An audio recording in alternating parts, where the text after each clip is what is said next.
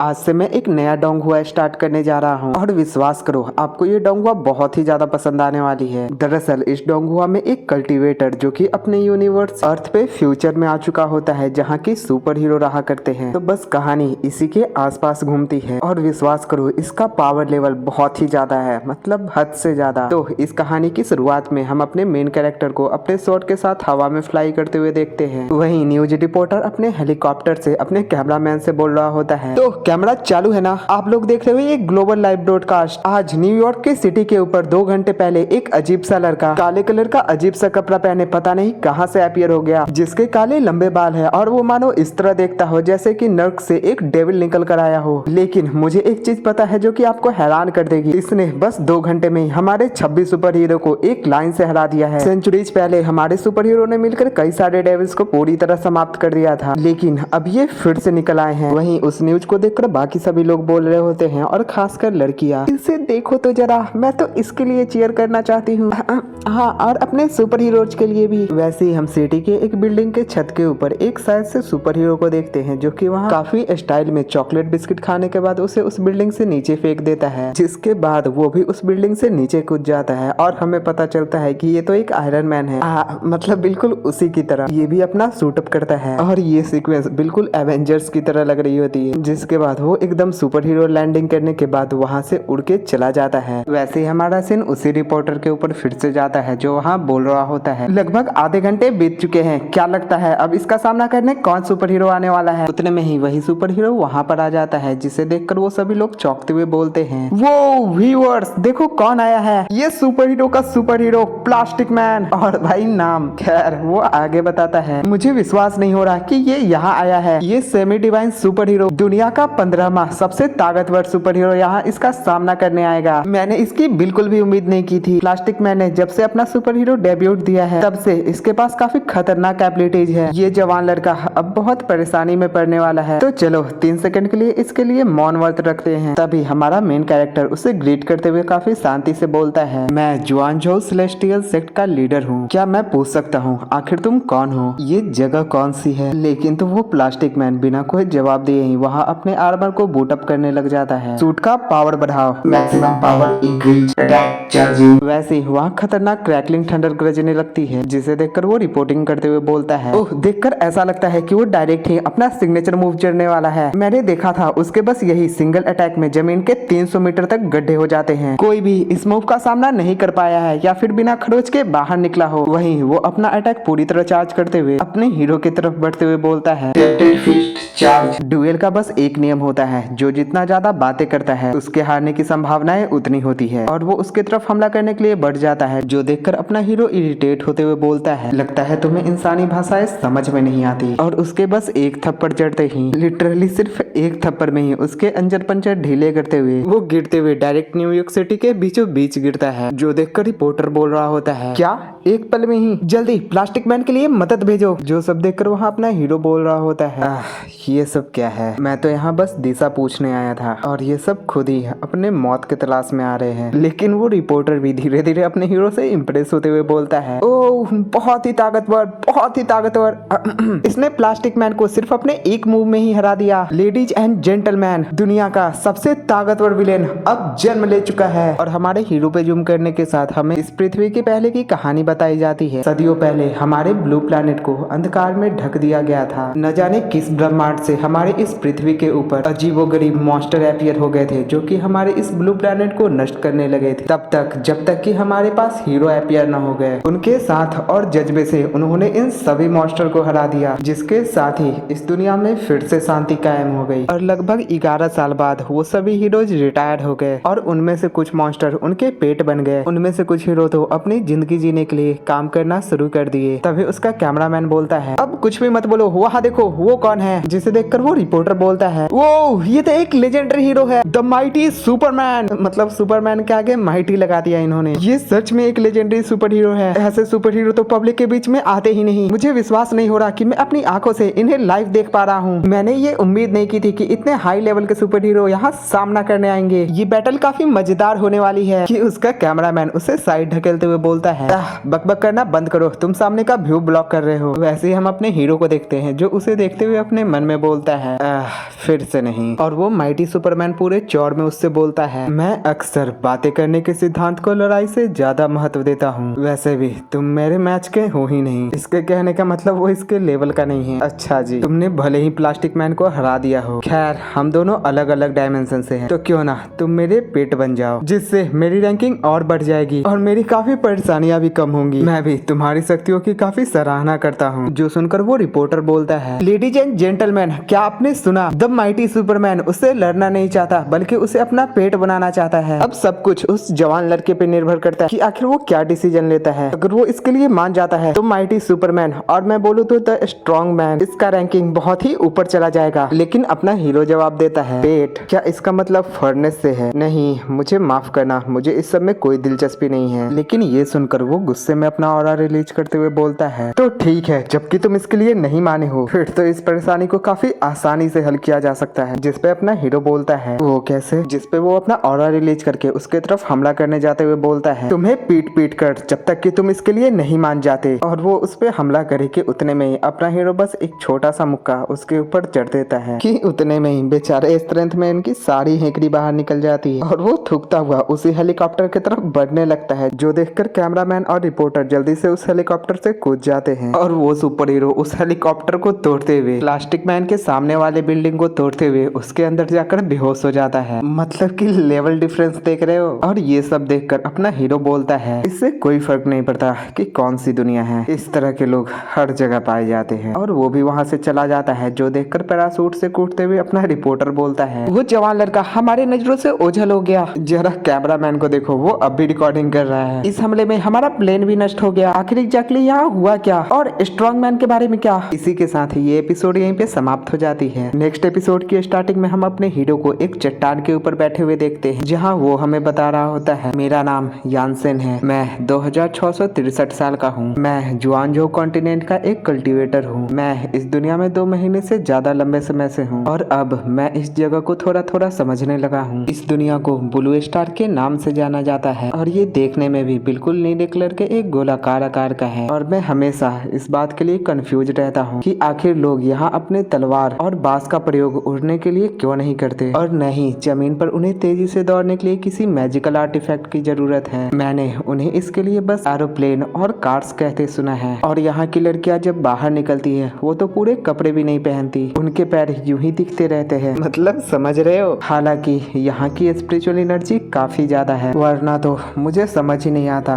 कि मैं यहाँ कैसे रह पाता। वैसे हमारा सीन एक खूबसूरत से जगह पर जाता है, जहाँ एक लड़की अपनी सीनियर सिस्टर को हील करते हुए बोल रही होती है, सीनियर सिस्टर इसे बर्दाश्त करने की कोशिश कीजिए, उस जानवर के घाव काफी नुकीले थे, अब लगभग खून आने भी बंद हो गए हैं। जिसपे वो उसका शुक्रिया अदा करती है, जिसपे वो बोलती है, नहीं शुक्रिया की कोई जरूरत नहीं है, हम दोनों क्लासमेट्स ही हैं। और वो उसे सहारा देकर वहाँ से ले जाते हुए बोलती है, बस हमें इस घने जंगल को पार करना है, फिर हम दोनों सेफ हैं। वैसे ही वो दोनों एक खूबसूरत से जगह के सामने पहुँच जाते हैं, जहाँ के पत्थर के कार्विंग को देखकर वो बोलती है, क्या ये एक टूरिस्ट प्लेस है? और ये नाम कितना ही क्रिंजी है। वैसे ये जगह काफी खूबसूरत है और यहाँ स्नोई हॉट स्प्रिंग भी है, चलिए कुछ देर तक यहाँ आराम करते हैं। और वो आराम से उसे किनारे पर बैठाकर वहाँ से जाते हुए बोलती है, मैं जाकर कुछ खाने के लिए ढूंढ कर लाती हूँ, आप तब तक यहाँ इंतजार कीजिए। जिसपे उसकी सीनियर सिस्टर बोलती है, सतर्क रहना। हाँ समझ गई। और उसके जाते ही वो अपना पैर जैसे उस पानी के अंदर डालती है, उसकी सभी चोटें अचानक से काफी तेजी में हील होने लग जाती है। जिसे देखकर वो चौंक कर हैरान होते हुए बोलती है, क्या मेरी सभी चोटें और घावें हील हो चुकी हैं? ये हॉट स्प्रिंग वाटर इन घावों को भी हील करती है। और वो अपने आसपास देखते हुए बोलती है, यहाँ इतने गहरे सुनसान इलाके में कोई नहीं होगा, है ना?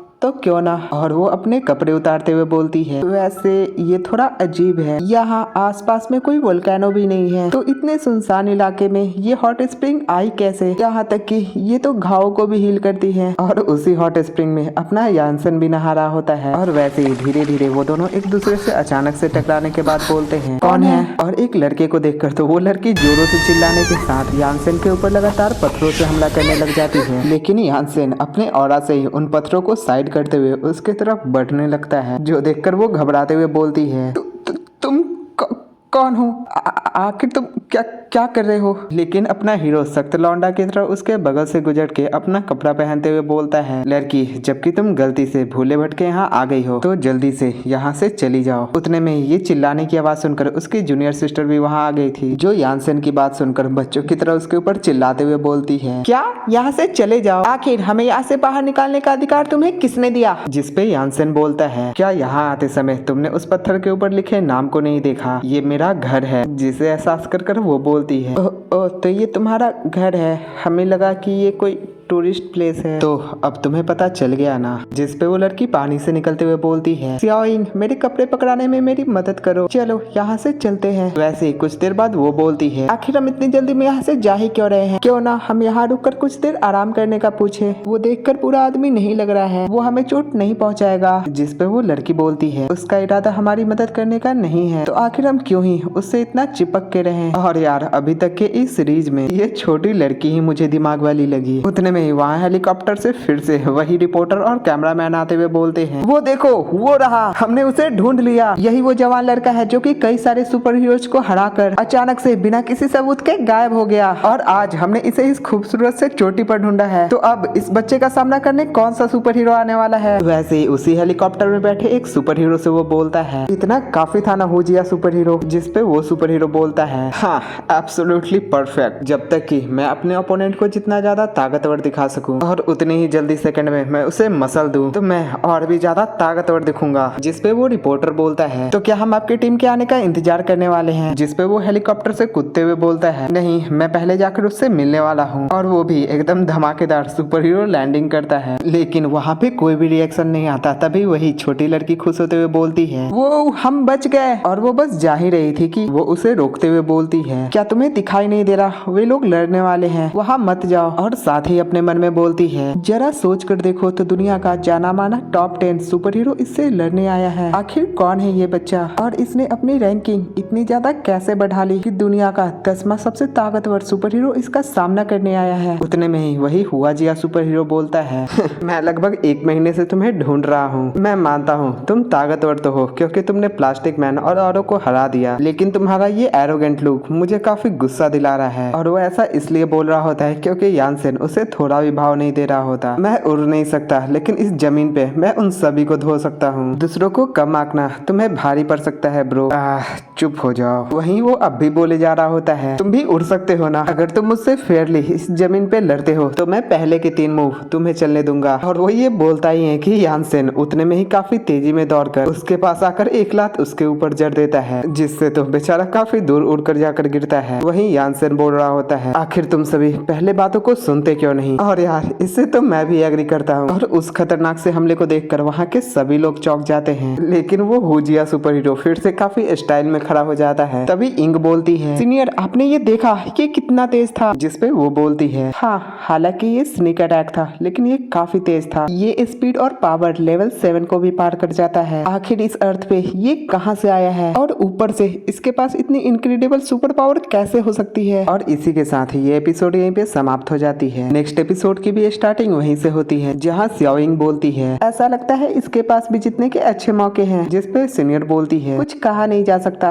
भले ही इसकी पावर लेवल 7 को पार कर जाती है, लेकिन हुजिया सुपर हीरो को हराने के लिए इतना काफी नहीं है। मैंने सुना था हुजिया सुपर हीरो की ranking God like super hero में 10वीं रैंक पर है। वहीं वो सुपर हीरो यानसेन से बोलता है, मानना पड़ेगा तुम सच में ताकतवर तो हो। तुम्हारी ये एक लात अगर प्लास्टिक मैन को लगी होती तो वो बेचारा रोते हुए अपनी माँ के पास चला जाता, लेकिन मैं गॉड लेवल सुपर हीरो की 10वीं रैंकिंग पर हूँ। उतने में ही उसका एयरक्राफ्ट ऊपर की तरफ आ जाता है, जिसके अंदर से एक लड़की बता रही होती है, हम आपकी इंटरनल टीम से हैं, आपकी कंडीशन बिल्कुल सही है, तो हम आपके आर्मर को डिप्लॉय कर रहे हैं। जो सुनकर वो खुश होते हुए यानसेन से बोलता है, बहुत अच्छे बच्चे, तो अब मुझे तुम्हें अपनी ट्रू सुपर पावर दिखाने दो। और यानसेन भी उसे काफी आराम से अपने आर्मर को पहनते हुए देख रहा होता है। और पता नहीं क्यों मुझे इसके ड्रेसअप को देखकर पावर रेंजर्स की याद आ गई। और यार कतई स्टाइल में तैयार हो रहा होता है। जिस ऑरा प्रेशर को देखकर वो सीनियर लड़की बोल रही होती है, मुझे आज भी ये सीन अच्छे से याद है। जब मैंने बचपन में ये सीन टीवी पर देखी थी, मुझे विश्वास नहीं हो रहा कि आज मैं इसे अपने आंखों के सामने देख पा रही हूँ। Transform successful. और वो बिल्कुल आयरन मैन और फ्लैश का कॉम्बो लग रहा होता है, जैसे कि फ्लैश का सूट आयरन मैन ने डिजाइन किया हो। जिस सीन को देखकर वो कैमरामैन खुश होते हुए बोलता है, वो डियर व्यूअर्स, क्या आप लोगों ने ये देखा? धरती का सबसे ताकतवर सूटअप हम लोगों ने सामने देखा है। मुझे आज भी याद है, आज से 11 साल पहले बिल्कुल इसी सूट के साथ इन्होंने लगभग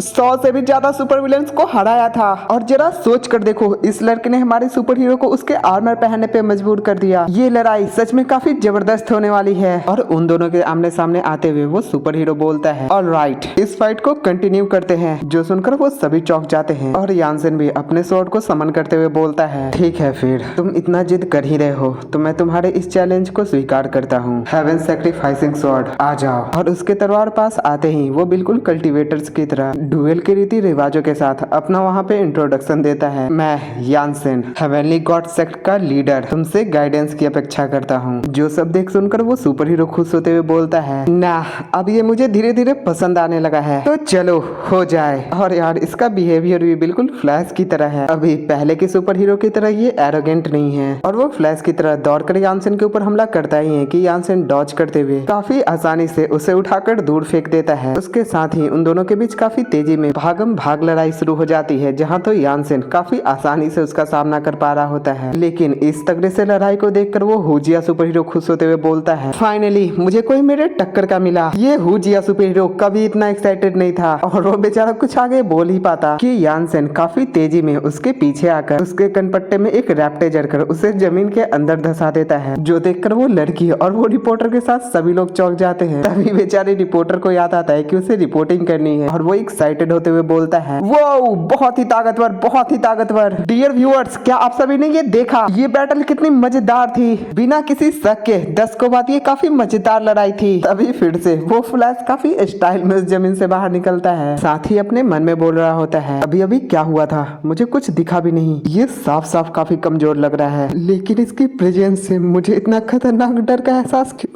क्यों हो रहा है? फिर वो खुद को हिम्मत दिलाते हुए बोलता है, नहीं, हुजिया सुपर हीरो जमीन पर का सबसे ताकतवर सुपर हीरो है, उसे कोई डरा नहीं सकता। साथ ही वो वहाँ पर अपना एक खतरनाक थंडर अटैक तैयार करने लगता है, जिससे वो वहाँ अपना एक हैंड कैनन तैयार करते हुए बोलता है, तो चलो अब मुझे तुम्हें अपना सिग्नेचर मूव दिखाने दो, प्लाज्मा कैनन अटैक। और वो अटैक जाकर सीधे यानसेन से टकराता है, जिससे कि वहाँ बहुत बड़ा धमाका होता है। और उस खतरनाक से धमाके से वहाँ चारों तरफ धूल ही धूल फैल जाती है, जिसे देखकर तो उस लड़की के साथ वहाँ के सभी लोग को लगता है कि यानसेन का काम बन गया। लेकिन जैसे धीरे धीरे वो धूल हटती है, हम देखते हैं कि यानसेन वहाँ अपने तलवारों से वहाँ एक शिल्ड बनाकर काफी आसानी से उस हमले से बच चुका होता है। जो देखकर तो वो सुपर हीरो हैरान होते हुए बोलता है, क्या इसने एक्चुअली उस अटैक को ब्लॉक कर लिया? और वो छोटी लड़की बोलती है, ये तो हुजिया सुपर हीरो का सबसे ताकतवर हमला था ना? जिसपे उसकी सीनियर सिस्टर बोलती है, और अपने मन में सोचती है, ये जवान लड़का सच में हुजिया सुपर हीरो को हरा सकता है। इसने प्लाज्मा कैनन के हमले को ब्लॉक कर दिया। अब हुजिया सुपर हीरो के पास इससे निपटने का कोई रास्ता नहीं है। अगर इसने सच में इन्हें हरा दिया तो ये खबर पूरी दुनिया में सनसनी फैला देगी। लेकिन उतने में ही वो सुपर हीरो वहाँ पे अपने किसी और हमले को तैयार करने लगता है, जिससे कि आसमान में बिजलियां कड़कने लगती है और आसपास के काफी ज्यादा दूर तक ऑरा रिलीज हो रहे होते हैं। लेकिन इससे यानसेन को कोई फर्क नहीं पड़ रहा होता। लेकिन उस सुपर हीरो की टीममेट बोल रही होती है, ये बहुत ही खतरनाक है, रुक जाओ, ये टेक्निक अभी अपने एक्सपेरिमेंटल फेज में है, ऐसा मत करो, तुम्हारा शरीर इसके पावर को नहीं संभाल पाएगा। लेकिन वो अब भी उन पावर को इकट्ठा करते हुए बोलता है, नहीं, मैं जरूर से इस एरोगेंट बंदे को हराऊंगा। मैं इसे समझाऊंगा कि ये दुनिया सिर्फ सुपर हीरो से बिलोंग करता है, इस दुनिया में हीरोज को नहीं हराया जा सकता। जो देख सुनकर वो रिपोर्टर एक्साइटेड होते हुए बोलता है, लेडीज एंड जेंटलमैन, अब ये फाइट अपनी चरम सीमा पर पहुंच चुकी है, दोनों तरफ की पावर लगभग बराबर हो चुकी है। लेकिन क्या ये सुपर सीनियर का नया टेक्निक है? वहीं उस सिस्टम में खतरे की घंटी बजने लगती है, power exceeds body limit, stop power exceed. जिसपे वो लड़की भी चिंता करते हुए बोलती है, सीनियर बस कीजिए, रुक जाइए, ये टेक्निक अब भी अपने एक्सपेरिमेंटल फेज में है, ये टेक्निक आउट ऑफ कंट्रोल चला गया तो क्या आप इस जवान लड़के को जान से मारने की कोशिश कर रहे हो? जिसपे वो सुपर हीरो यानसेन से बोलता है, मैंने इसे रेनबो सुपर हीरो टीम के लिए तैयार किया था, मैंने ये उम्मीद नहीं की थी कि मैं इसका प्रयोग आज करूंगा। तुम ताकतवर हो, चिंता मत करो, मैं तुम्हें जान से नहीं मारूंगा, प्लाज्मा फ्लेम। और वो अटैक यानसेन की तरफ लॉन्च कर देता है, जहाँ तो यानसेन अपने बस 2 उंगली से ही नहीं स्वॉर्ड की मैनिफेस्टेशन। और देखते ही देखते उसका अटैक नलीफाई होते हुए उस अटैक के ऑरा से ही बेचारे का पूरा सूट नष्ट होने लगता है। जहाँ तो बेचारे के ऊपर बस इज्जत बचाने के कपड़े थे और बस उसी हमले से वो वहाँ के बहुत बड़े पहाड़ को तोड़कर सीधे शहर के बीचों बीच जाकर गिरता है, जिसे देखकर वहाँ के लोग बोल रहे होते हैं आखिर क्या हुआ, वो क्या था। ये लोग तो डुएल कर रहे थे ना। वहीं यानसन के तरफ के सभी लोग चौंके हुए होते हैं, उन्हें तो पता ही नहीं चला होता कि आखिर यहाँ हुआ क्या। जहाँ कैमरामैन के हक्का बक्का होते ही यानसन बोलता है लूजर। वहीं शहर के बीचों बीच हम उसी सुपर हीरो को देखते हैं जो बेचारा सदमे में बोलता है मैं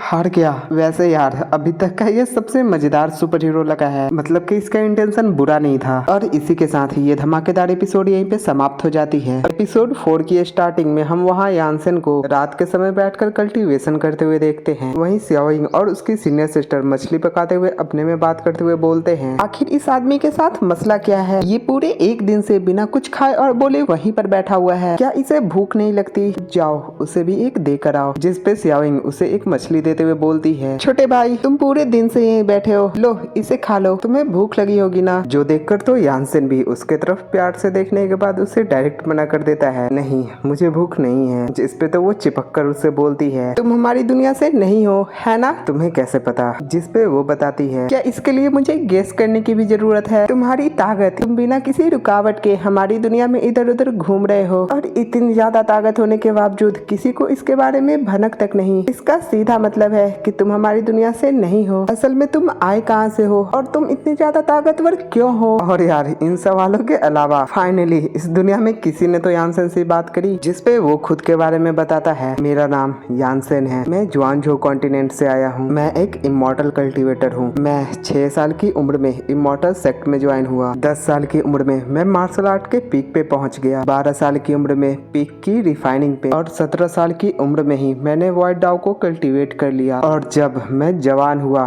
तभी मैंने अपने वॉइड को दाव से जोड़ लिया, एक इमॉर्टल बनने के फाउंडेशन को बना लिया। और बस 100 साल से पहले ही मैंने हेवन रियलम, इमॉर्टल दाव realm, golden immortal realm, mistake realm उन सफर को पार कर लिया, जिसे पार करने में लोगों को हजारों, दसों हजार, लाखों साल लगते हैं। और यार अब आप लोगों को धीरे धीरे इसके लेवल का अंदाजा लग रहा होगा। और बस अपने ट्विलाइट ईयर में ही मैं अपने सेक्ट का सेक्ट मास्टर बन गया, लोगों को इमॉर्टल बनने के रास्ते दिखाने लगा। जब तक कि एक दिन मैंने हेवन एंड अर्थ के उस बदलाव को न देखा, मैंने हेवन रियलम के सबसे कठिन बाधा को छू लिया, इमॉर्टल एम्परर रियलम। और सेक्ट को आगे बढ़ाने के क्रम में मैंने वहीं सेक्लूजन में जाकर कल्टीवेट करना चुना। लेकिन मुझे क्या पता था ये सेक्लूजन कुछ ज्यादा ही लंबा चलेगा और मेरे सेक्लूजन के दौरान कई सारे फोर्सेज कोयुई के द्वारा लीड करते हुए मेरे सेक्ट पर इकट्ठे हमला करने लगे, मेरे क्लैन के सुप्रीम ट्रेजर हेवन सप्रेसिंग हेलबर्ट के लिए। जहां हमें उनकी लड़ाई दिखाई जा रही होती है, जहां सेक्ट मास्टर के बनाए उन फॉर्मेशन को वहां के सभी डिसाइपल एक्टिवेट कर देते हैं। इसके बावजूद उनके इकट्ठे हमले से वो फॉर्मेशन टूट जाता है। वैसे ही बैकग्राउंड में फिर से हमें यानसन बताने लगता है और देखते ही देखते रातों रात पूरे आसमान लाल रंगों से भर गया। उन्होंने मेरे पूरे सेक्ट में कत्लेआम मचा दिया, उन्होंने मेरे सेक्ट की डिसाइपलों के साथ बहुत बुरा व्यवहार किया। सेक्ट मास्टर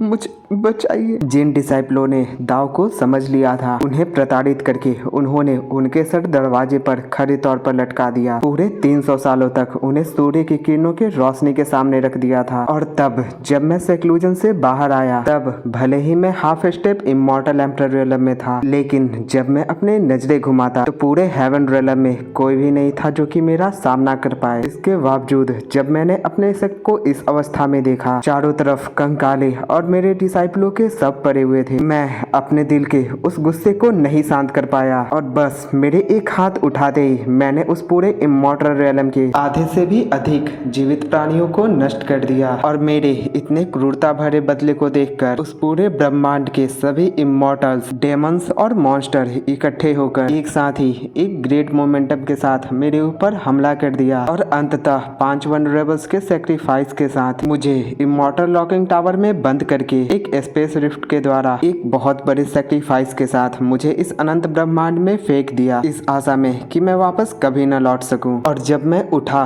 तो मैं पहले ही इस दुनिया में आ चुका था। जो सुनकर तो जियाओयिंग उसे घूरे ही जा रही थी, जिसपे वो बोलता है, आखिर क्या गलत है, तुम इस तरह क्या देख रही हो, जिसपे तो उसे विश्वास ही नहीं हो रहा होता। और वो बोलती है, वाह ये कितनी मजेदार कहानी है, जैसे कि तुम ही मेन कैरेक्टर हो, वैसे मुझे बहुत पसंद आई। उतने में ही सीनियर सिस्टर बोलती है, तो अब तुम्हारा आगे का क्या प्लान है? फिलहाल तो कुछ समय तक मैं यहीं रुकने का सोच रहा हूँ और यहाँ से वापस लौट जाऊंगा जब मुझे हेवन रियलम जाने का रास्ता मिल जाएगा और फिर से अपने सेक्ट को बनाऊंगा। जिसपे वो सलाह देती है, तुम अपने सेक्ट को इस दुनिया में भी तो बना सकते हो, ये उतना मुश्किल भी नहीं है। जिसपे वो बोलता है, लेकिन इस दुनिया में कुछ है जिसे लोग टेक्नोलॉजी कहते हैं। और वहाँ वो इमेजिन कर रहा होता है कि उसका एक डिसाइपल जो कि अपने स्वॉर्ड पे फ्लाई कर रहा होता है, उसे पीछे से आकर एरोप्लेन ने धक्का मार दी। नहीं, इस दुनिया को अब इमोर्टलिटी के लिए कल्टीवेट करने की कोई जरूरत नहीं। जिसपे जियाओयिंग बोलती है, नहीं ऐसा नहीं है छोटे भाई। और ये अब भी यानसेन को छोटा भाई ही बोल रही, इस दुनिया को अब भी तुम्हारी जैसी ताकत की जरूरत है। सच में? हाँ, और नहीं तो क्या, मैं तुमसे झूठ क्यों बोलूंगी। और इसे एक कार्ड देते हुए बोलती है, हम साउदर्न सुपर पावर एकेडमी के स्टूडेंट्स हैं, अगर तुम्हें रुचि है तो तुम हमारे स्कूल आकर वहाँ टीचर या फिर कुछ बन सकते हो। तुम्हें अपना सेक्ट बनाना है ना, तो पहले इस दुनिया को समझ लो, हम तुम्हारी इसमें मदद करेंगे। सिस्टर मेंगिकी के फादर इस एकेडमी के प्रिंसिपल है, तो वो तुम्हें एंट्री में मदद करेंगे। दरअसल तुम्हें औरों की तरह अप्लाई करने की कोई जरूरत नहीं, तुम्हें इस बारे में सोचनी चाहिए। जिसपे वो बोलता है, सोचने की कोई जरूरत नहीं, मैं चल रहा हूँ। हाँ, इतनी जल्दी मान गए? मैंने तो तुम्हें मनाने के लिए कितनी सारी बातें सोच रखी थी। तभी सिस्टर मेंग बोलती है, तुमने लगातार 2 सुपर हीरो को हराया है, तो मैं सलाह दूंगी कि तुम्हारे इस लुक को बदलना बेहतर रहेगा। इस पहनावे के साथ तुम्हारे वहाँ जाते ही तुम जरूर से उन रिपोर्टरों से घिर जाओगे। क्या, रूप को बदलना? जिसपे जियाओयिंग खुश होते हुए बोलती है, तो अब ये पक्का हो गया, 2 हफ्ते बाद स्कूल फिर से शुरू होने वाला है, तो साइन इन करना मत भूलना, हम तुम्हारा स्कूल में इंतजार करेंगे। वैसे ही हमें मेट्रो का सीन दिखाया जाता है। ये ट्रेन सुपर पावर एकेडमी जाने वाली है, सवारी कृपया ध्यान दें, ये ट्रेन सुपर पावर एकेडमी जाने वाली है। वहीं उस ट्रेन में हम यानसेन को बैठे देखते हैं, जहां एक लड़की उसके लगातार फोटो खींच रही होती है, साथ में सेल्फी भी। वहीं यानसेन अपने मन में बोल रहा होता है, सिर्फ अपने सेक्ट को बनाने के लिए मैं उस so called super power academy में एक टीचर के तौर पर आ गया। इस जादुई दुनिया में मैं उन्हें इमोर्टलिटी को कल्टीवेट करना पता नहीं कैसे सिखाऊंगा, मुझे कहाँ से शुरुआत करनी चाहिए। वैसे ही कुछ स्टेशन के बाद हम वहाँ एक लड़की को एंटर होते हुए देखते हैं, जो यानसेन को देखते हुए अपने मन में बोलती है, ये अंकल मुझे थोड़े अजीब क्यों लग रहे हैं। वैसे ही यानसेन के घुरते ही वो चौंक कर सीधे खड़े हो जाती है। उतने में ही एक लड़का उसके पास आकर उसे छेड़ते हुए बोलता है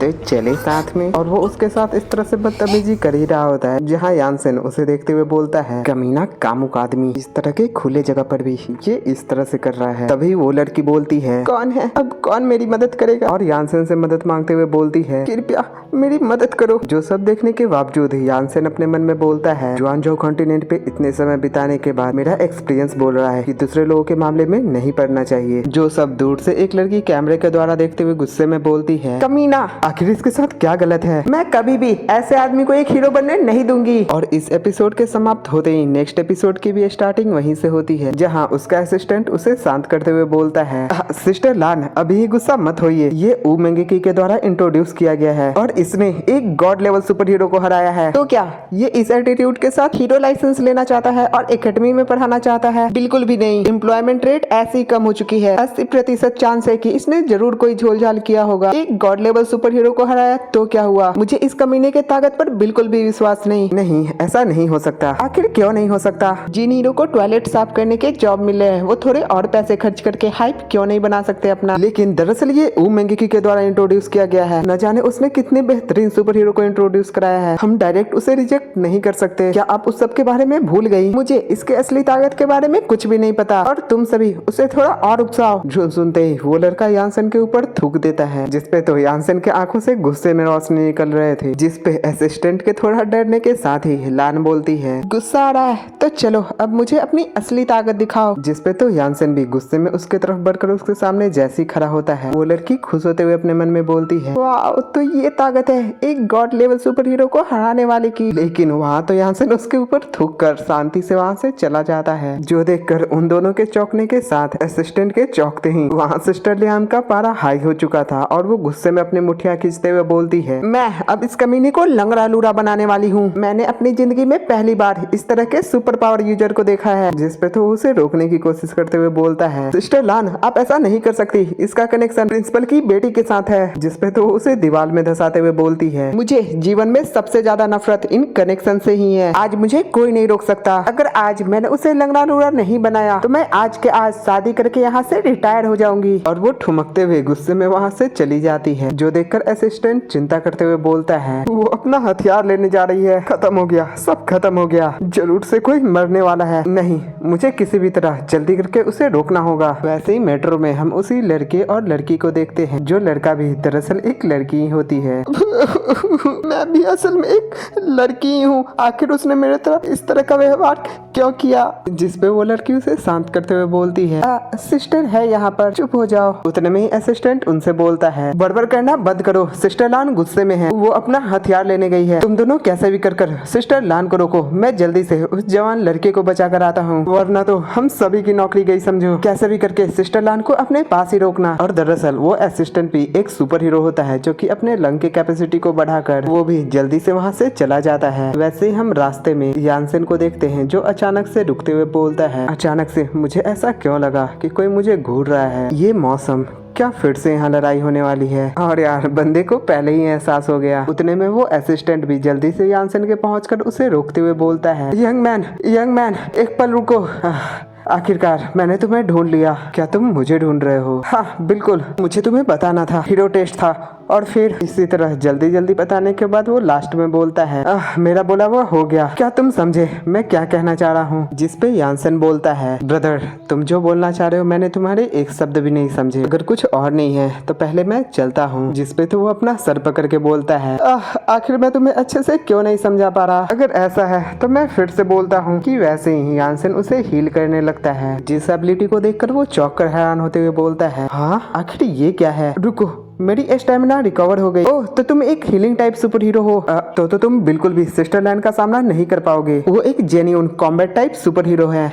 चलो अब मुझे तुम्हें यहाँ के हालात समझाने दो। जिसपे यानसेन उसे मना करते हुए बोलता है, नहीं अब इसकी कोई जरूरत नहीं, मैं सब जानता हूँ। तो सच में कोई है जो कि मुझे घूर रहा है। इस दुनिया के मैजिकल टूल सच में काफी मजेदार हैं। मुझे थोड़ी भी एनर्जी फ्लक्चुएशन महसूस नहीं हुई। जिसपे तो असिस्टेंट हैरान होते हुए बोलता है, क्या तुम दिमाग भी पढ़ सकते हो? ओह माय गॉड, आखिर एक ही आदमी के पास कितने सारे सुपर पावर हो सकते हैं? जिसपे यानसेन बताता है, इसे सोल सर्चिंग टेक्निक कहते हैं। इसमें अपनी थोड़ी सी स्पिरिचुअल एनर्जी सामने वाले में डालनी पड़ती है। वैसे थोड़ी सी तुम्हारे अंदर अभी है। वाह, जबकि तुम्हारे पास इतने सारे सुपर पावर्स हैं, तो तुम्हें तो सुपर हीरो लाइसेंस यूं ही मिल जाएगा। वैसे सिस्टर लान से निपटना अब भी काफी मुश्किल है, तो क्यों ना जरा घूम कर आया जाए। जिसपे वो बोलता है, क्यों? उस नन्ही लड़की ने मुझसे वादा किया था वो किसी एकेडमी में मुझे टीचर बनाएगी। ये मेरे यहाँ पर सेट बनाने का पहला कदम है। ऐसा है, लेकिन बिना सुपर हीरो लाइसेंस के तुम एकेडमी में टीचर भी नहीं बन सकते। अगली बार किसी और को ड्यूटी के टाइम पर होने का इंतजार करो। मैं गारंटी देता हूँ कि तुम्हें सुपर हीरो लाइसेंस मिल जाएगा। ऐसा समझो कि मैं तुमसे भीख मांग रहा हूँ। ठीक है, चलो घूमने चलते हैं। क्या तुम सच में मान गए? तुम्हारा बहुत बहुत शुक्रिया। लेकिन वहाँ यानसेन तो मान गया होता है, लेकिन सिस्टर लान वहाँ तक पहुँच चुकी होती है और उसके एक जोरदार लात पटकते ही वहाँ पर एक बहुत ही बड़ा गड्ढा हो जाता है। जिस प्रेशर से तो वह असिस्टेंट उड़ के जाते हुए बोलता है, आखिर ये क्या था? जिसपे सिस्टर लान बोलती है, मैंने सब कुछ सुन लिया, तुम्हें कभी भी सुपर हीरो लाइसेंस नहीं मिलने वाली। जिन्हें वहाँ देखकर असिस्टेंट बोलता है, इतनी जल्दी चली आई? क्या मैंने तुम दोनों से नहीं बोला था कि इन्हें वहाँ रोक कर रखने के लिए? जहाँ पर तो वो दोनों आकर खुद को दिखाते हुए उससे बोलते हैं, ब्रदर 4 आई, जरा हमें देखो तो, क्या हमें देखकर ऐसा लगता है कि हम इन्हें रोक सकते हैं? जो देखकर उसके डरने के साथ ही वो अपना सर पकड़ के बोलता है, ये औरत बहुत ही हैवान है। नहीं, मुझे इसे रोकना होगा, वरना तो मेरी जॉब गई समझो। और वो यानसेन को रोकते हुए बोलता है, ब्रदर अब हमें सुपर हीरो लाइसेंस की कोई जरूरत नहीं, ये सच में मजाक नहीं है, तुम उसे नहीं हरा सकते। जिसपे तो वो उसे भी रोकते हुए बोलती है, 4 आई तुम चुप हो जाओ वरना मैं तुम्हें भी पीटूंगी। जिसपे तो बेचारा कांप जाता है, लेकिन यानसेन बोलता है, मिस आखिर तुम्हारा इससे क्या मतलब है? जिसपे वो वहाँ पर अपने सूट को समन करते हुए काफी स्टाइल में सूटअप करते हुए बोलती है, चुप हो जाओ, इन फालतू बातों को हटाओ और आ जाओ। जिसके इस सुपर हीरो लुक को देखकर यानसेन बोलता है ये किस तरह की स्पेल है, जिस पे असिस्टेंट घबराते हुए बताता है हे मोरिमा, ये शुरुआत से ही पूरी तरह से लड़ाई के मूड में है, आखिर इतना उतावला होने की क्या ही जरूरत। और उसे देखकर बेचारे के नाक से खून निकल रहा होता है। भाई मुझे नहीं पता कि तुमने हुजिया सुपर हीरो और बाकी सभी गॉड लेवल सुपर हीरो को कैसे हराया है, किसी हाइप से या फिर असली ताकत के दम पे, लेकिन तुम्हारे सामने जो ये गॉड लेवल सुपर हीरो है ये अलग है। मुझे जो कहना था मैंने कह दिया, मैं यहाँ से चलता हूँ, अपना अच्छे से ख्याल रखना। और उसके वहाँ से भागते ही ये एपिसोड यहीं पे समाप्त हो जाती है। एपिसोड 6 की भी स्टार्टिंग वहीं से होती है, जहाँ सिस्टर लान यानसेन से बोलती है चलो आ जाओ, मुझे तुम्हारी असली ताकत देखने दो। इस दुनिया में न जाने कितने सारे लोग हैं जिन्हें कि मैं सीरियसली भी नहीं लेती हूँ। जिसपे यानसेन बोलता है इस दुनिया के मार्शल आर्टिस्ट आखिर इतने अजीब क्यों हैं? या तो वो पहले किसी की बातें नहीं सुनते या फिर सीधे लड़ने पे आ जाते हैं। क्या हम इसे शांति पूर्वक नहीं सुलझा सकते? अगर कोई गलत फहमी है तो हम बैठकर बातें कर सकते हैं। लेकिन तो वो उसी तरह बोलती है बातें करना मेरी जूती। इस सुपर पावर की दुनिया में लोग सिर्फ ताकत की पूजा करते हैं। अगर कोई बातें हैं तो हम उसे बस मुक्कों से सुलझाते हैं। क्या तुमने एकेडमी में आने से पहले गाइड नहीं पढ़ी थी? जिसपे यानसेन हुजिया की जिक्र करते हुए बोलता है हाँ, एक तुमसे पहले भी इसी तरह की बातें करने वाला सुपर हीरो था। तो फिर तुम्हें काफी निराश होना पड़ेगा, क्योंकि मैं वैसे नहीं हूँ, मैं एक मिली मैज हूँ। और वैसे ही वो यानसेन के ऊपर हमला कर देती है, लेकिन यानसेन काफी आसानी से उसे डॉच कर लेता है, जिसे देखकर वो भी हैरान होते हुए जैसे ही अपने हाथ में एक मैजिक ब्लास्ट सर्कल बनाती है, वो चश्मे वाला भागते हुए बोलता है जल्दी इसे डॉच करो। और वैसे ही वहाँ एक बहुत बड़ा धमाका होता है, लेकिन इससे भी यानसेन काफी आसानी से बच के निकल जाता है। लेकिन तो वो फिर से उसके ऊपर एक जोरदार हमला करने लगती है, जिससे कि जमीन की परतें भी उखड़ कर उसके तरफ बढ़ने लगती है। मैं ये भी कर सकती हूँ, लेकिन यानसेन तो उसे काफी आसानी से नष्ट कर देता है, जिस पावर को देखकर तो वो असिस्टेंट भी हैरान होते हुए बोलता है हे मोरी मैयो, ये मैं क्या देख रहा हूँ? और वो भी एक्साइटेड होते हुए बोलती है जवान लड़के कमाल है। जिसपे यानसेन बोलता है तुम सच में पहले के कुछ से ताकतवर हो, ये तो बस वार्म अप है। और वो चश्मे वाला असिस्टेंट बोलता है मैं गलत था, मैंने ये उम्मीद नहीं की थी कि ये आदमी इतना ताकतवर होगा। इसने सच में सिस्टर लान के अंदर की लड़ाई की स्पिरिट को जगा दिया। जिसपे उसकी बगल वाली लड़की बोलती है मैंने सुना था कि सिस्टर लान ने पहले सुपर हीरो लाइसेंस के लिए आने वाले लोगों को लंगड़ा लूरा बना दिया था, आखिर उनका गुस्सा इतना बुरा क्यों है? जिसपे वो बताता है तुम लोग बस अभी अभी ही आए हो, तुम लोगों को कुछ पता नहीं है। जब मैं 3 सालों पहले उनसे मिला था तो वो बिल्कुल भी ऐसी नहीं थी। वो पहले किसी एक जादुई लड़की की तरह थी। वे हंसमुख और हर किसी से घुल मिल कर रहती थी। आज से ही हम साथ काम करने वाले हैं। नए जनरेशन के सुपर हीरो को ढूंढने और सिखाने के लिए हम काफी मेहनत करेंगे। हाँ, और तब से ही हम लोगों ने ना जाने कितने सारे अजीबोगरीब सुपर हीरो को देखा है। कोई अपना सर दीवार में मारता तो कोई तो मैं बोल भी नहीं सकता। और धीरे धीरे इन्हीं अजीबोगरीब सुपर हीरो को देखने के बाद उनका बर्ताव धीरे धीरे पूरी तरह बदल गया। उसके बाद जो भी कोई अजीबोगरीब सुपर हीरो यहाँ पर अप्लाई करने आता, वो अकेले ही उन सभी को लंगड़ा लूड़ा बनाए नहीं जाने देती। और किसने कहा मैजिकल गर्ल सिर्फ क्यूट होती है? अब से यहाँ ऐसे आने वाले हर लोगों को मैं यूं ही पीटती रहूंगी। तो इसमें कोई संदेह नहीं कि आखिर ये इतने गुस्से में क्यों रहती है। वहीं सिस्टर लान अपने पावर को एक्टिवेट करते हुए यानसेन से बोलती है जवान लड़के, तुमने सच में मुझे काफी एक्साइटेड कर दिया। 3 सालों तक एक सुपर पावर यूजर का इंतजार, जिससे कि फाइनली मैं लड़ सकती हूँ। तो क्या मैं वो अजीबोगरीब लाइसेंस ले सकता हूँ? हाँ क्यों नहीं, लेकिन उससे पहले तुम्हें अपनी पूरी ताकत मुझे दिखानी होगी, मेरी असली ताकत। लेकिन मुझे डर है ये तुम्हें डरा देगी। जिसपे वो हंसते हुए बोलती है तुम सच में काफी एरोगेंट हो, तो चलो मुझे एक बार भी डरा कर दिखाओ। और वो लगातार वहाँ पर उसके ऊपर फायर बॉल से हमला करे जा रही होती है, और इससे चारों तरफ काफी तबाही मच रही होती है। और यानसेन काफी तेजी में साइड में हटकर उन हमलों से बच रहा होता है, जिसपे तो वो 2-4 फायर बॉल से एक बार में ही उसके ऊपर हमला कर देती है। लेकिन ये देखकर यानसेन अपनी जगह से हिलता तक नहीं, और वो फायर बॉल जैसे ही यानसेन से टकराती है, मानो वहाँ फुवाड़े की चिंगारियों की तरह बिखर जाती है। जिस हमले को पूरी तरह नाकाम देखकर वो अपनी पावर को 100% बूस्ट करते हुए यानसेन की तरफ तेजी में उड़ते हुए जाती है, जो देखकर यानसेन उस पे एक थप्पड़ चढ़ते हुए बोलता है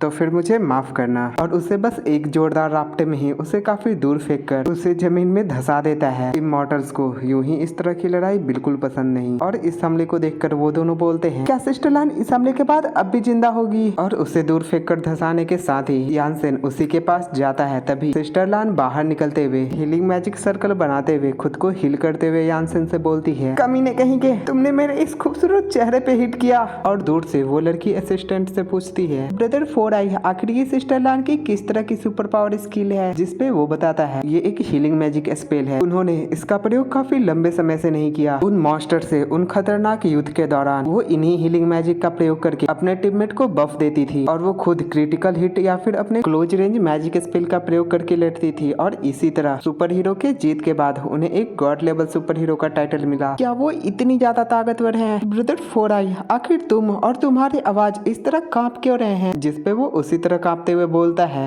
सिस्टर लान ने इस स्किल का प्रयोग किया है, इसका मतलब उनका जो ओपोनेंट है वो भी कोई ऐसा वैसा ताकतवर नहीं है। वहीं वो खुद को हील करने के बाद यानसेन से बोलती है, जबकि 100% पावर काफी नहीं है तो मैं इससे ज्यादा का प्रयोग करूंगी। लेकिन उतने में ही यानसेन उसके काफी करीब आ जाता है, जो देखकर तो बेचारी के होश उड़ जाते हैं और वो हैरान होते हुए अपने मन में बोलती है, इतनी तेज ये रफ्तार तो मेरे पहुंच के बाहर है। मैं उससे लगभग 500 मीटर दूर कूद कर आई थी और उसने बस वहाँ से यहाँ तक आने में 0.01 सेकंड का समय लगाया। ये स्पीड पहले ही साउंड बैरियर को तोड़ चुकी है। ये बिल्कुल अनसाइंटिफिक है, ये बिल्कुल मुमकिन ही नहीं। लेकिन यानसेन बस उसे हल्का सा धक्का देकर उसे लिटरली पृथ्वी से बाहर फेंकते हुए बोलता है, और हाँ, पृथ्वी से बाहर, इसे कल्टीवेशन टेक्निक कहते हैं। और बेचारी को वहाँ बैलेंस ही नहीं बन रहा होता, लेकिन यानसेन उसके ऊपर हल्का सा प्रेशर डालते हुए उसे प्रोटेक्ट करते हुए पृथ्वी के अंदर फेंक देता है। बेचारा पीट भी रहा और बचा भी रहा, और उसके गिरने से पहले ही यानसेन उसके नीचे आ जाता है। लेकिन वो भी अपने पावर को 500% बढ़ाते हुए अपने नीचे फ्लाइंग मैजिक सर्कल बनाते हुए खुद को वहाँ पर बचा लेती है और साथ ही यानसेन के ऊपर हमला भी कर देती है। लेकिन यानसेन का बस ऑरा प्रेशर ही उसे काफी दूर फेंककर वहाँ पर एक जोरदार धमाका होता है, जिससे तो उनके साथी लोग अपना कान पकड़कर अपने सर पकड़ लेते हैं। इसके बावजूद एक लड़की के गिरने के साथ ही असिस्टेंट उनसे बोलता है, मैं तुम लोगों से भीख मांगता हूँ, लड़ना बंद कर दो, अब बहुत हुआ। लेकिन हम वहाँ सिस्टर लान को देखते हैं, जो कि अब भी हार मानने को तैयार नहीं थी और काफी दूर खिसक के आने के बाद बोलती है,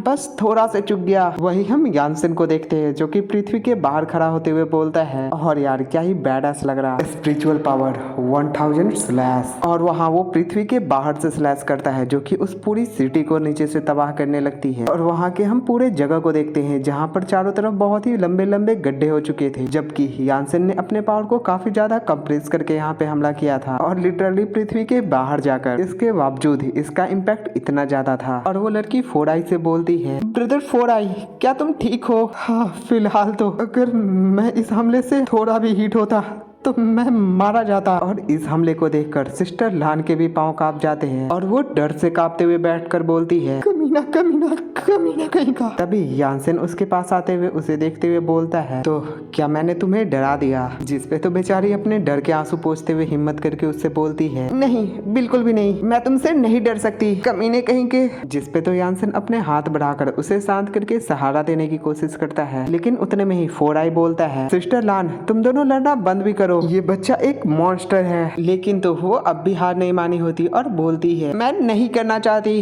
हम हीरोज अपने विश्वास पर जीते हैं, हम लोग जहाँ भी है इस दुनिया की शांति के लिए, मुझे हार मनवाना बस अगले जन्म में ही मुमकिन है। और इसी के साथ ही ये एपिसोड यहीं पे समाप्त हो जाती है और नेक्स्ट एपिसोड की भी स्टार्टिंग वहीं से होती है, जहाँ वो अपने पावर को बूस्ट करते हुए बोलती है, जबकि 500% काफी नहीं है तो फिर 600%, 1000%, जब तक मेरे अंदर विश्वास है तब तक मैं हार नहीं सकती। जो सब सुनकर तो यानसेन भी अपनी आंखें बंद कर लेता है और वो अपने पावर को बूस्ट करके यानसेन के ऊपर जैसे हमला करने वाली होती है, यानसेन अपने हाथ हाई कर उसे रोकते हुए बोलता है, बस बहुत हुआ, गर्म खून होना अच्छी बात है, लेकिन मैंने भी इसी तरह काफी साले बिता दी मेरे जुआनजू कॉन्टिनेंट में। अगर तुम अपने से ताकतवर ओपोनेंट का सामना करो तो तुम्हें भागना भी सीखना पड़ता है। मिस, तुम बस अपने गर्म खून और विश्वास पर टिकी हो, इससे हम दोनों के बीच की ताकत के फासले की सच्चाई नहीं बदल जाएंगी। अगर तुम मेरी दुनिया में होती तो तुम वहाँ 2 घंटे तक न जिंदा रह पाती। जिसपे वो चिढ़ते हुए जवाब देती है, इस जगह को अब ब्लू स्टार कहते हैं, ये तुम्हारी दुनिया नहीं। जिसपे वो ऊपर की तरफ उड़ते हुए उससे बोलता है, ठीक है, ऐसा लगता है मेरी थोड़ी सी फाउंडेशन एस्टेब्लिशमेंट की पावर तुम्हें मना नहीं सकती, तो फिर मैं तुम्हें अपनी असली ताकत दिखाता हूँ। और असली ताकत का सुनकर फोर आई डरते हुए बोलता है, क्या असली ताकत? अभी जो इतनी डिस्ट्रक्टिव पावर इसने दिखाई थी, इस स्ट्राइक के बाद भी ये कितना रिलैक्स है। क्या होगा जब ये अपनी पूरी ताकत का इस्तेमाल करेगा, मैं इमेजिन भी नहीं कर सकता। तो चलो अब मैं तुम्हारी असली ताकत देखने वाली हूँ। जिसपे यानसेन बोलता है, मेरे गोल्डन कोर की बस थोड़ी सी, बस थोड़ी सी पावर को फॉर्म करने वाला हूँ। जो सुनकर वो लड़की पूछती है गोल्डन कोर ब्रदर 4 आई, आखिर ये क्या चीज है? जिसपे वो गेस करते हुए बोलता है शायद से ये किसी गोल्डन लाइट बम जैसी सुपर पावर है। वहीं यानसन के अपने बस थोड़े से पावर रिलीज करते ही पूरी आसमान काले बादलों से घिर जाते हैं, जहाँ बिजली की जोरदार करकराहटें सुनते ही वो तीनों घबराते हुए बोलते हैं आखिर ये क्या हुआ? आसमान पूरी तरह काले बादलों से घिर गए। वहीं यानसन ऊपर से बोलता है मिस, जो कुछ भी होने वाला है अब तुम इसके लिए खुद को तैयार कर लो। क्या? आखिर ये इलेक्ट्रिक करंट क्या है? इसे थंडर रिवोल्यूशन कहते हैं, न कि कोई इलेक्ट्रिक करंट। ये अभी ठीक है, अगली बार इससे बड़ी होने वाली है। उसके बाद हम मैगी के क्लासरूम का सीन देखते हैं, जहाँ एक लड़का जल्दी में आते हुए सबसे बोलता है सभी लोग जल्दी से बाहर चल के देखो, वहाँ कुछ बड़ा हो रहा है। क्या हो रहा है? तुम्हें पता चल जाएगा जब तुम खुद जाकर देखोगी। जहाँ ओ मैगी और बाकी के सभी लोग बाहर जाकर उसे देखते हुए बोलते हैं मम्मी रे, आखिर ये क्या है? क्या दुनिया खत्म होने वाली है? अरे वहाँ ध्यान से देखो, उन थंडर के बीच में कोई आदमी जैसा फिगर खड़ा है। ये मुमकिन नहीं, इतनी मोटी लाइटनिंग से तो एक गॉड लेवल सुपर हीरो भी मारा जा सकता है। जो एहसास करते ही मैगी उसके कॉलर पकड़ के अपने पास खींचते हुए उससे पूछती है क्या आज लाइसेंस एग्जाम के लिए सिस्टर लान ड्यूटी पे थी? हाँ मॉनिटर, आखिर क्या गलत है? अरे नहीं, ये बुरा हुआ। मुझे लगता है कि सिस्टर लान उस यानसन से भिड़ गई है और उस लड़के के हाथ से उसकी फ्लाई विंग लेकर वहाँ से कूद के उड़ के जाते हुए बोलती है मैं तुम्हारी इक्विपमेंट ले रही हूँ, मुझे उन्हें बचाना होगा। आखिर किसे बचाना होगा? और वहाँ से जाते हुए ही बोलती है और किसे? सिस्टर लान को। वैसे ही हमें शहर के ऊपर एक बहुत बड़े बवंडर जैसे थंडर टोर्नेडो को दिखाते हुए बताया जाता है। ये लाइटनिंग ट्रिब्यूलेशन एक हेवन एंड अर्थ का फेनोमेना है, जो कि फाउंडेशन एस्टेब्लिशमेंट से एक इमॉर्टल बनने के लिए शरीर में कोर फॉर्म करने से बनती है और साथ ही इसे पिल थंडर भी कहते हैं। ये थंडर 6000 फीट चौड़ी होती है। हर एक बोल्ट 37 मिलियन मुंह जमीन को नष्ट कर सकती है। और अगर मुंह का माप आपको नहीं पता तो एक मुंह लगभग 666.67 मीटर स्क्वायर के बराबर होती है और आप इससे अंदाजा लगा सकते हो। तो 37 मिलियन मुंह का मतलब है लगभग 24,670 स्क्वायर किलोमीटर। मतलब कि एक थंडरबोल्ट एक छोटे से देश को तबाह करने के लिए काफी है और आप इससे अंदाजा लगा सकते हो। अगर यहाँ पर असली थंडर ट्रिब्यूलेशन होती तो यहाँ पर क्या बवाल मचने वाली थी। और यानसन आगे बता रहा होता है 9,999 बोल्ट एक सांस में लगती है और कोर फॉर्म करने में 10 सांसें लगती है। वहीं बाकी के सभी लोग वहाँ के ऑरा प्रेशर से हिल तक नहीं पा रहे होते और वे डरते हुए बोलते हैं ये कितना डरावना है, मैं तो हिल भी नहीं पा रहा। आखिर हम सभी नील डाउन क्यों किए हुए हैं? मैंने इस दुनिया में कितने तरह की एनर्जी देखे हैं, लेकिन मैंने इस तरह का एनर्जी प्रेशर कभी महसूस नहीं किया। मैं इसे महसूस कर सकता हूँ, मैं महसूस कर सकता हूँ कि मैं इसके तले दबकर मारा जा सकता हूँ। वहीं सिस्टर लान अपने घुटनों के बल होने के बावजूद अब भी बोले जा रही होती है मैं डर नहीं सकती, मैं डर नहीं सकती, मैं एक गॉड लेवल सुपर हीरो हूँ, मैं डर नहीं सकती। लेकिन आखिर क्यों मैं ऊपर नहीं देख पा रही? क्या मैं सच में इसके सामने इतनी कमजोर हूँ? अगर ऐसी ही बात है, मैजिक पावर 10,000% और अपने पावर को 10,000 गुना बढ़ाने के बावजूद वो जैसे ही अपना सर ऊपर करके देखती है, उसके चौंकने के साथ ही हमें नैरेटर वॉइस बताती है और उस पल लान किकी को एहसास हुआ जो उस आदमी ने कहा था वो बिल्कुल सच था। जब भी खुद से बहुत ताकतवर का सामना करो तो तुम्हें भागना भी सीखना पड़ता है और इन बेकार से चीजों का कोई मतलब नहीं। उसने पहली बार ये महसूस किया कि वो कितनी बड़ी बेवकूफ है जिसने इस आदमी को चैलेंज किया। वो बस उसके कंधे पर एक धूल के समान है जो बस उसके आराम से सांस छोड़ते ही गायब हो सकती है। और ये सब एहसास करते ही सिस्टर लान की फाइटिंग स्पिरिट खत्म होने के साथ ही वो वहीं पर बेहोश हो जाती है और वैसे ही वहाँ के काले बादल भी छट जाते हैं, जो देखकर उमेंग की आते हुए बोलती है वो ठंडर रुक गई और वो पावरफुल प्रेशर भी खत्म हो गई। नहीं, मुझे जल्दी करना होगा। लेकिन उसके उस जगह पर पहुँचते ही जैसे वो एम्बुलेंस देखकर वहाँ पर रुककर सिस्टर लान को लैडर पर ले जाते हुए देखती है, वो चिंता करते हुए डॉक्टर से पूछती है सिस्टर लान आखिर ये ऐसी कैसे हो गई? जिसपे डॉक्टर बताते हैं ज्यादा डर के कारण इनके मस्तिष्क में खून का प्रभाव कम हो गया और कम से कम ये आधे साल तक तो हॉस्पिटलाइज रहने वाली है। जो सुनकर वो हैरान होते हुए बोलती है क्या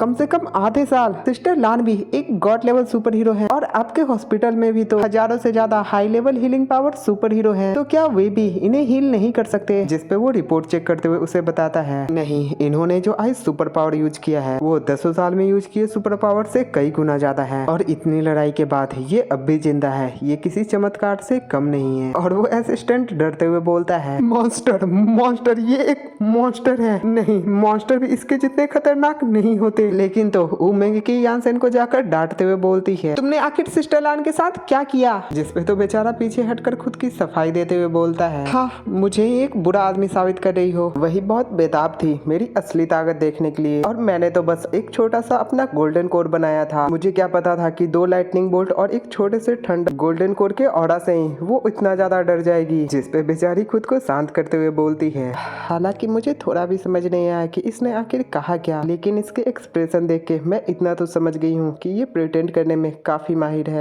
इसे भूल जाओ जब तक कि कुछ बुरा नहीं हुआ है। वैसे क्या तुमने एग्जाम पास किया? जिसपे यानसेन 4 आई से पूछते हुए बोलता है, मुझे नहीं पता, रुको मैं पूछ कर बताता हूँ। ओए अजीब से आदमी, क्या अब मुझे वो लाइसेंस मिलेगी? लेकिन 4 आई तो पूरी तरह डरा हुआ था और वो उसी तरह बोलता है, हाँ हाँ हाँ, जल्दी निकलो यहाँ से, मैं तुम्हें वापस नहीं देखना चाहता। हाँ मैं समझ गया तुम क्या कहना चाहते हो। तभी वो बोलती है, हाँ मैं समझ गई, तो चलो कल से तुम आ सकते हो। मैं पहले तुम्हें टीचर के रहने की जगह दिखा देती हूँ। तभी वही लड़की मेंगी के पास आकर उससे बोलती है, क्लास मॉनिटर, मैंने अभी अपना पार्ट टाइम जॉब खत्म करा है, मुझे भी एकेडमी चलना है, क्या मैं आपके साथ चल सकती हूँ? और यार मुझे थोड़ी सर्दी है तो यहाँ से आपको थोड़ी सी आवाज चेंज लग सकती है, वैसे 1-2 मिनट पहले से भी लग रही होगी। तभी साथ जाते ही मेंगी पूछती है, मेरा एक सवाल है, तुम हमेशा उड़ते ही क्यों रहते हो? जबकि मैं उड़ सकता हूँ तो आखिर मैं चलूँ क्यों? पॉइंट तो है भाई इसमें। वैसे मैं इस दुनिया में ज्यादा लंबे समय से नहीं हूँ, लेकिन आखिर इस लेवल का क्या मतलब है? जिसपे वो बताती है, और वो बेचारी लड़की तो अब भी डरी हुई होती है। लेवल्स को सुपर हीरो के उनके एबिलिटीज के तौर पर बांटा जाता है। फिलहाल अभी के समय हमारी इस दुनिया में सबसे ताकतवर गॉड लेवल सुपर हीरो है और उनमें से 3 को तो तुमने पहले ही हरा दिया है। जिसपे यानसेन डायरेक्ट बोलता है, फिर तो तुम्हारी दुनिया के ये एबिलिटी यूजर काफी कमजोर है। मेरी थोड़ी सी फाउंडेशन एस्टेब्लिशमेंट की एक हाथ ही इन सभी को एक बार में निपटा देगी। हाँ तुम बहुत ही ज्यादा ताकतवर हो, लेकिन हमारी दुनिया इतनी भी ज्यादा कमजोर नहीं जितना कि तुम सोचते हो। किताबें हैं जो कि बताती हैं कुछ अलग तरह के हीरो हैं जो कि गॉड लेवल सुपर हीरो से ऊपर आते हैं और उससे भी कहीं ज्यादा।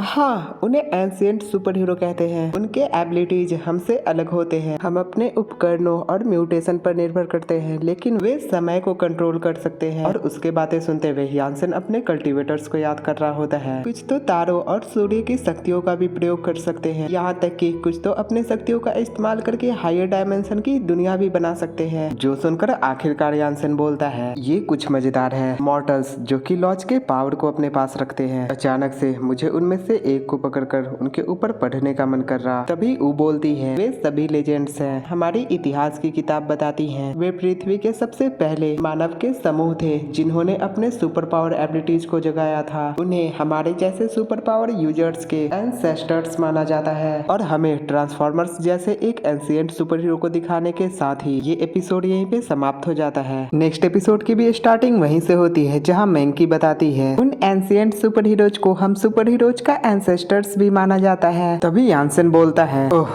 तो बस इन्हीं कारणों की वजह से तुम सभी को कल्टीवेशन का मतलब तक नहीं पता। जिसपे मेंगी बोलती है, हाँ अब इन सब बातों को छोड़ो। तुमने कहा था कि तुम्हें अपना सेक्ट बनाना है, इसका मतलब अपना घर ही ना। तुम तो इतने ताकतवर हो, फिर इन सब चीजों की तुम्हें इतनी चिंता क्यों? मेरे मास्टर का जब अंतिम समय आया था तो उन्होंने अपना सेक्ट मुझे सौंपा था। मुझे आज भी याद है कि उन्होंने तब क्या कहा था। और हमें यानसेन के मास्टर को दिखाया जाता है जो उससे बोल रहे होते हैं, यानसेन, हालांकि तुमने अभी इमॉर्टल वनरेबल रियलम में ब्रेक थ्रू कर लिया है, लेकिन इसके बावजूद इसमें कुछ कमी है। आपका शुक्रिया मास्टर, मेरे ऊपर दया दिखाने के लिए। एक मास्टर होने के तौर पे मैंने इमॉर्टल वर्ल्ड में अपने जीवन में काफी हुड़दंग मचाए हैं। इसके बावजूद मैं इमॉर्टल एम्परर ग्रेट दाव को नहीं समझ पाया। अब मेरा ये शरीर इस हेवन एंड अर्थ के स्पिरिचुअल एनर्जी को नहीं सोख पा रहा। अब मैं जल्द ही गुजरने वाला हूँ। जिसपे यानसेन बोलता है, मास्टर तो इस पूरे के पूरे इमॉर्टल वर्ल्ड के सुप्रीम वनरेबल है, वो यूं ही नहीं गुजर सकते। जिसपे उसके मास्टर बोलते हैं, हर किसी को कभी न कभी गुजरना पड़ता है, बस उन इमॉर्टल्स के बीच एक एम्परर बन के ही। तुम कभी नहीं मरोगी। मैं ये सेक्ट मास्टर की पोजीशन तुम्हें सौंपता हूँ। आशा करता हूँ उस अनंत काल तक तुम इस सेक्ट को आगे बढ़ाओगे। याद रखना,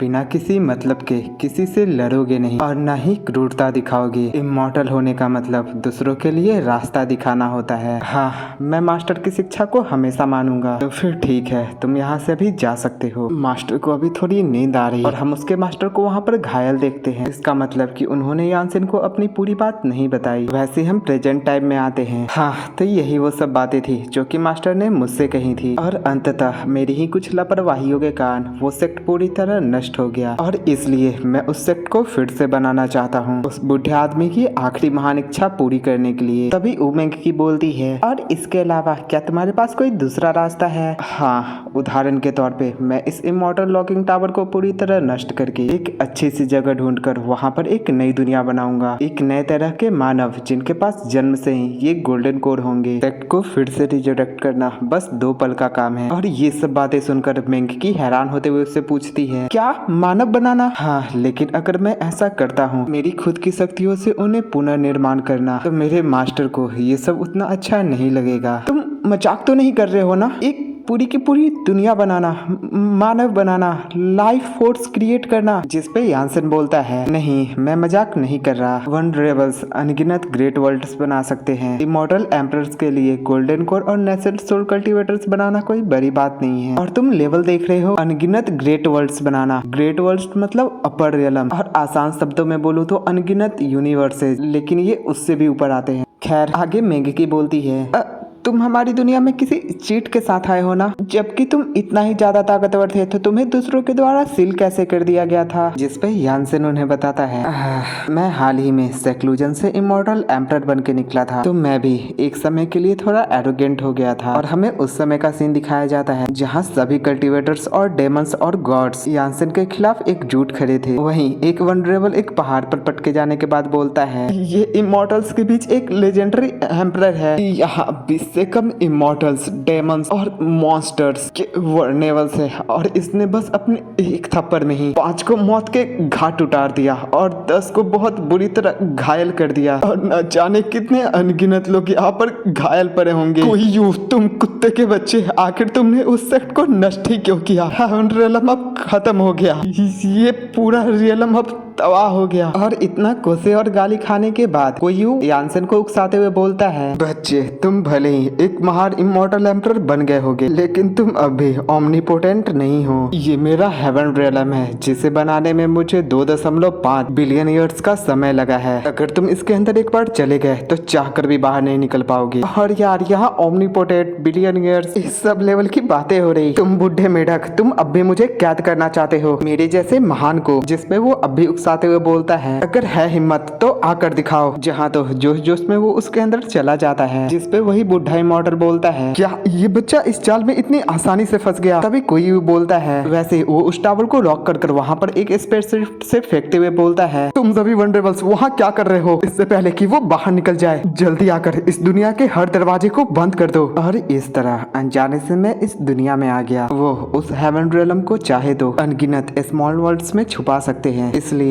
मैं उन्हें ढूंढ नहीं पा रहा। वे बूढ़े मेढक मुझे धोखा देने की हिम्मत की। बस देखो मैं उनसे कैसे निपटता हूँ एक बार जब मैं वापस चला जाऊँ। वैसे ही हम अगले दिन एक जगह पर काफी सारे लोगों को देखते हैं जहाँ पे हमारा कैमरामैन भी होता है, और वे वहाँ बोल रहे होते हैं, अरे हट जाओ, सामने मेरा स्कूल है। तो तुम्हें क्या लगता है कि इस बार के स्टूडेंट्स क्या ये इस ग्रेजुएशन एग्जाम को सक्सेसफुली पास कर पाएंगे? ये कहना तो मुश्किल है। इस साल के एग्जामिनर्स टॉप लेवल के गॉड लेवल सुपर हीरोज है, और इस एकेडमी में लगभग 6 सालों से कोई भी सक्सेसफुली पास नहीं हो पाया है। तभी वो साइड में यानसेन को देखकर एक्साइटेड होते हुए बोलता है, अरे वहाँ देखो, वो कौन है? ओह माय गॉड, ये तो वही जवान लड़का है जिसने कि नॉर्दर्न हेमिस्फीयर में गॉड लेवल सुपर हीरोज कहराया है। जिन्हें देखकर मेंगी की बोलती है, अरे ये लोग फिर से, मैंने तुम्हें कहा था अपने रूप को बदल लो। मैं क्यों बदलूं जब मैंने कुछ गलत किया ही नहीं। उतने में वो सभी रिपोर्टर यानसेन के सामने आकर उससे भारी भारी एक साथ ही सवाल पूछने लगते हैं। हेलो, मैं आपसे पूछना चाह रहा हूँ कि आपको उन सभी सुपर हीरोज को देखकर कैसा महसूस महसूस हो रहा है। आपका अभी सुपर हीरो के बारे में क्या ख्याल है? तो आप क्या उनसे कुछ कहना चाहेंगे? उतने में ही अपना रिपोर्टर पूछता है, और आपका क्या नाम है, आप आए कहाँ से? जिसपे आखिरकार इरिटेट होने के बाद यानसेन काफी शांति से उन्हें जवाब देने लगता है, मेरा नाम यानसेन है, मैं जुआनझाओ कॉन्टिनेंट से आया हूँ और इसे हेवन रियलम भी कहते हैं। तो क्या आपकी सुपर पावर स्ट्रेंथ को बढ़ाना है? आप इतने ताकतवर कैसे हो? इसे कोई सुपर पावर नहीं कहते, इसे इमॉर्टल आर्ट्स कहते हैं। आखिर इमॉर्टल आर्ट क्या है? और मेंग की इन सभी सवालों का इतने आराम से यानसेन को जवाब देते देख हैरान होते हुए बोलती है, मैं अपने जीवन में पहली बार किसी को इन सब से इतनी शांतिपूर्वक बात करते देख रही हूँ। हाँ, वैसे टेम्पर भी काफी सही है। उतने में ही वहाँ कुछ पावर रेंजर्स जैसे सुपर हीरोज आ जाते हैं, जिन्हें देखकर वही रिपोर्टर बोलते हैं, वहाँ देखो, ये तो रेनबो स्पेशल फोर्स है। जिसपे यानसेन बोलता है, कौन सी टीम? ये वर्ल्ड के top 5 God level super heroes है। ये सच है ना? कहीं मैं अंधा तो नहीं? चलो आज मैं इनका सबसे पहले इंटरव्यू लेने वाला हूँ। और उसके दौड़ के जाते ही सभी रिपोर्टर्स भी उसके तरफ चले जाते हैं और वे सभी अजीबोगरीब पोज देते हुए अपना इंट्रोडक्शन कराने के बाद बोलते हैं, और हाँ यार, इनका बारी बारी से मैं नाम नहीं लेने वाला, हम हैं रेनबो स्क्वाड। जो देखकर मेंग की और उस लड़की के साथ यानसेन भी अजीब सा मुंह बनाता है। वहीं वो रिपोर्टर उन्हें मक्खन मारते हुए बोलते हैं, रेनबो स्क्वाड अब भी पहले की तरह काफी स्पेशल है। जिसपे शायद से उनका लीडर बोलता है, हाँ, हालांकि समय बदल गया है लेकिन नियम नहीं बदले। इस बार ये रेनबो स्क्वाड इस सुपर पावर एकेडमी के ग्रेजुएशन एग्जाम के लिए अपियर हुए हैं। तो क्या आप लोग ही इस बार के एग्जामिनर हो? हाँ बिल्कुल, इस बार के एग्जामिनर हम ही हैं। हम आशा करते हैं कि आने वाले सुपर हीरोज हमारे बैनर लेकर इस पृथ्वी की सुरक्षा करेंगे। और यार, क्या मतलब हुआ इनके बैनर लेकर? जिसपे मेंगकी के साथ वाली लड़की बोलती है, आखिर पृथ्वी की सुरक्षा का कैसा भार? वे सभी खतरनाक मॉन्स्टर्स तो पहले ही मर चुके हैं। सीधे तौर पर ये सभी लोग बोर हो रहे थे और अपना मुंह उठाकर यहाँ चले आए। क्यों, मैंने सही कहा ना? जिसपे मेंगकी बोलती है, भले ही मैं इसे काफी बार देख चुकी हूँ, लेकिन ये सच में काफी शर्मनाक है। और ये उनके हरकतों के बारे में बोल रही। वहीं वो रिपोर्टर्स उनसे बोल रहे होते हैं, आखिर जिन मॉन्स्टर्स को आप लोगों ने रेज किया है वो कितने ज्यादा ताकतवर है? क्या इस बार के स्टूडेंट्स उनके सामने 10 सेकंड भी टिक पाएंगे? जिन्हें देखकर यानसेन भी बोलता है, क्या वे सब पागल है? आखिर तुम्हारी दुनिया के लोगों के साथ क्या गलत है? वे सभी लोग इतने अजीब क्यों हैं? जिसपे मेंगकी बताती है, तुम अभी अभी हमारी दुनिया में आए हो, यकीनन तुम इसे नहीं समझोगे। काफी सालों पहले नहीं सिर्फ रेनबो स्क्वाड, यहाँ तक कि वे भी जिनसे कि तुम पहले मिल चुके हो और बाकी के दूसरे सुपर हीरोज, वे सभी साथ मिलकर अपने शरीर और अपने मन की पूरी ताकत लगाकर हमारी इस पृथ्वी को उस बहुत बड़ी आपदा से बचाए हैं। वे हमेशा फ्रंट लाइन पर थे और उन्होंने ही उन मॉन्स्टर किंग को हराकर अंततः इस पृथ्वी पर शांति कायम की। हालांकि भले ही इस दुनिया में अभी शांति है, लेकिन इसकी अभी भी कुछ खामियाजा है। जैसे कि वे सभी सुपर हीरो जो कि कॉम्बैट में बेहतर है, वे थोड़ी ऑकवर्ड है और वे बस अपने मॉन्स्टर पेट्स को पालने पर ध्यान देते हैं। और कुछ सुपर हीरोज अपने सुपर पावर का इस्तेमाल कर अपने शहर में मदद करते हैं और कुछ तो प्राइवेट में अपने मुकाबले भी करते हैं। वही हम हुजिया सुपर हीरो और इस नए सुपर हीरो के एक मेंबर को देखते हैं, जो कि आपस में उलझते हुए बोलते हैं, हुजिया सुपर हीरो, मैंने सुना है तुम काफी ताकतवर हो। कौन? मैं? नहीं तो बस तुम लोगों से थोड़ा सा ज्यादा। और इसी तरह हमारी दुनिया में समय दर समय इन सुपर हीरोज को पूजा जाने लगा। और वहीं इन सभी को एग्जामिनर्स के तौर पर देखकर वो छोटी लड़की बोलती है, मैंने इन लोगों को एग्जामिनर्स के तौर पर उम्मीद ही नहीं की थी। अब इस जीवन में इस ग्रेजुएशन एग्जाम को पास करना तो भूल ही जाओ। और इसी के साथ ये एपिसोड यहीं पे समाप्त हो जाती है। अगर आपको ये वीडियो थोड़ा भी पसंद आया हो तो प्लीज वीडियो को लाइक कर देना, चैनल को सब्सक्राइब करके बेल नोटिफिकेशन ऑल पे सिलेक्ट कर देना और एक प्यारा सा कमेंट कर देना। राधे राधे।